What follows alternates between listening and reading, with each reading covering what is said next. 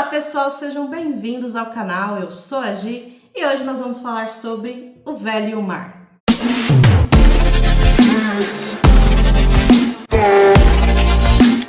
Oi gente, tudo bem com vocês? Bom, hoje então nós vamos conversar sobre esse livrinho aqui, que é pequeno só no tamanho, mas na realidade é um livraço do Ernest Hemingway. É um livro que eu tinha lido há um tempo atrás e vira e mexe eu me pego pensando nele. E essa semana então eu decidi reler e trazer aqui para o canal para a gente conversar um pouquinho sobre ele e também para ter o registro, dessa leitura aqui no canal. Então, antes de começar, eu já vou pedir para vocês curtirem o vídeo, se inscreverem no canal, deixar algum comentário aqui para mim, que isso é muito importante. O Velho e o Mar foi publicado em 1952 e 2 anos depois, em 54, o Hemingway ele ganhou o Nobel de Literatura. E esse livro é considerado aí a obra-prima do Ernest Hemingway. Aqui ele vai contar a história do Santiago, que é esse velho que já está aí há 84 dias sem conseguir pescar nenhum peixe. Esse velho ele vive numa cabaninha, numa casinha muito simples ali numa praia em Cuba, e ele tá todo esse tempo sem conseguir, quase 3 meses, sem conseguir pegar nenhum peixe. E ao lado dele ele só tem um garotinho, o Manolin, que é um aprendiz, que ele ensinou aí tudo sobre pescaria, que é um menino que cuida dele, Eles têm uma relação muito bonita. O menino tá bem triste, bem chateado no começo aqui dessa história, porque os pais proibiram ele de zarpar, de sair com o Santiago, porque o Santiago não tem sorte, não tá tendo sorte na pescaria, então eles passaram o menino para outra embarcação.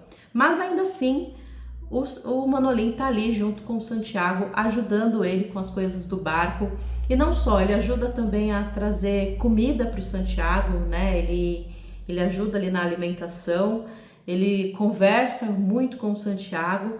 Eles têm uma relação muito genuína de amizade, que demonstra que esse menino, no fundinho ali, ele é muito grato ao Santiago, e ele é a única pessoa que realmente acredita no Santiago. E o Santiago acredita que nesse 85º dia ele vai conseguir então pegar um peixe.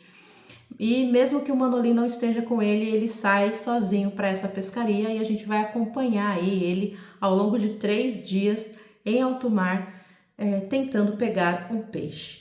Durante todo esse período ele pensa em várias coisas e ele traz para a gente esses pensamentos, ele responde esses próprios pensamentos. E é muito interessante porque a gente acaba pensando com ele também, e é até que depois de um tempo ele consegue finalmente pegar um peixe, só que não é um peixe comum, é um peixe enorme, um peixe que é maior que o próprio barco dele.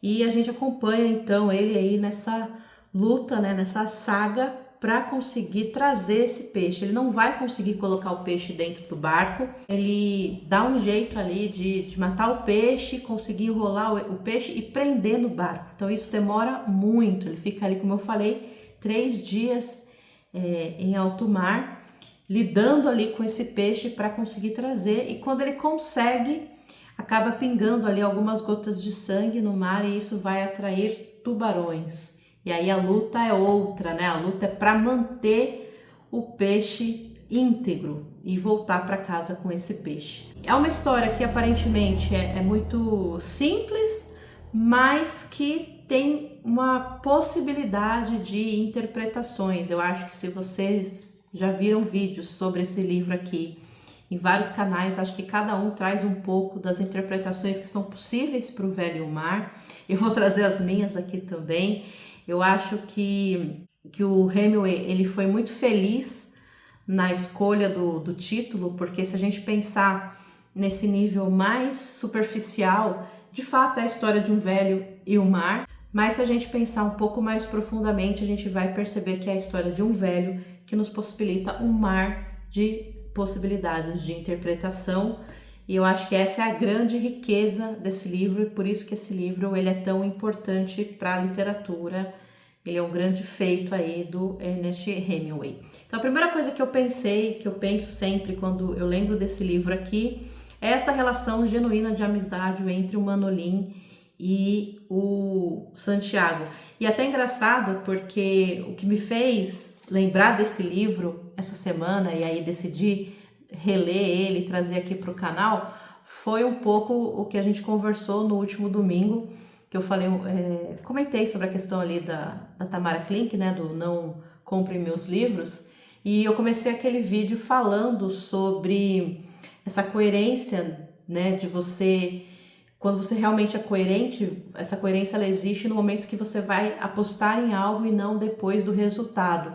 E é isso que me fez lembrar aqui do Manolin e do Santiago, porque antes do Santiago sair para zarpar, para pescar, o Manolin ele acredita no Santiago, né? Ele aposta no Santiago, né? E mesmo que os pais dele tenham trocado ele de embarcação, ele tá ali, né, mantendo a coerência dele no sentido de cuidar, né, do velho, de conversar com o velho, de se preocupar e de acreditar, de ter aquele velho como alguém especial na vida dele, porque tudo que ele sabe, né, como comentei, foi o velho que ensinou para ele.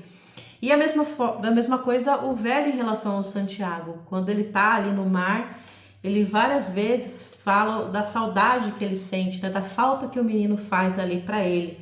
Então a gente percebe que é uma relação genuína de amizade. Eu acho que esse livro também, ele acaba sendo uma grande metáfora para a vida, né?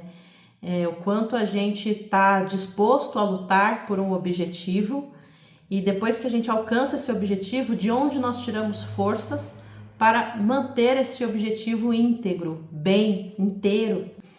A relação que o Santiago estabelece com o mar, com o peixe, com os passarinhos que aparecem de vez em quando ali, com os próprios tubarões, né, que vão atacar aí o Santiago e o peixe. Então toda essa relação acaba sendo uma metáfora para a própria vida. O mar, as ondas do mar como essa dificuldade, o peixe como esse grande objetivo, e é interessante que toda vez que o peixe se mexe, ele é tão grande, tão pesado que ele acaba levando o barquinho, né? Então, quando a gente tem um objetivo na vida, um grande sonho, né? O quanto a gente é carregado por este sonho, a gente é movido por este sonho, por esse objetivo, né? E então os passarinhos que aparecem de vez em quando, embelezando toda essa natureza, né? Toda essa paisagem, né? Que são as alegrias que a gente tem na vida, que mesmo que a gente está ali na labuta diária, a gente tem essas pequenas alegrias, né? Essas belezas, essas paisagens bonitas que aparecem ao longo da vida. E os tubarões, né? Que acabam representando um pouco essas pessoas que acabam aparecendo na nossa vida, que trazem consigo para a nossa vida um pouco de dificuldade, um pouco de transtorno. Enfim, como que a gente lida com tudo isso, né? O Santiago, ele lida com o mar, com o peixe, com tudo, de uma forma muito respeitosa, de uma forma muito íntegra, mas também de muita tenacidade, né? De muita vontade, assim. Ele tem um objetivo muito claro. Então, conforme o tempo vai passando, ele tá ali na labuta do peixe, a mão dele vai ficando muito machucada. Então, enquanto a gente se fere também ao longo da vida, dá para pensar também a própria questão da velhice, né? O quanto a velhice é deixada de lado, as pessoas não se importam com o velho, parece que já passou a época da pessoa, então tchau, né? Não serve mais.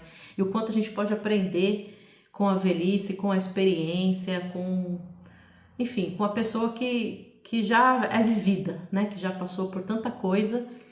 E enquanto a gente pode aprender com a velhice, às vezes a gente acaba deixando a velhice de lado, né? Enfim, gente, olha, é um livro que, assim, a gente poderia ficar horas aqui trazendo interpretações para ele, porque é um livro muito bonito, um livro muito triste, mas que tem muito conteúdo, sabe? Eu admiro muito autores que conseguem falar muito em poucas páginas. Eu acho que o Hemingway ele faz isso nesse livro aqui. É maravilhoso, fica aqui a recomendação de O Velho e o Mar. Se você não leu, leia, recomendo bastante, é um livro incrível, tá certo? Me conta aqui nos comentários se você já leu esse livro, o que vocês pensam sobre ele, o que vocês acharam, se vocês gostaram. E é isso, espero que vocês tenham gostado do vídeo, não se esqueçam de curtir, comentar e compartilhar. Grande beijo pra vocês, ótimas leituras e até mais, tchau!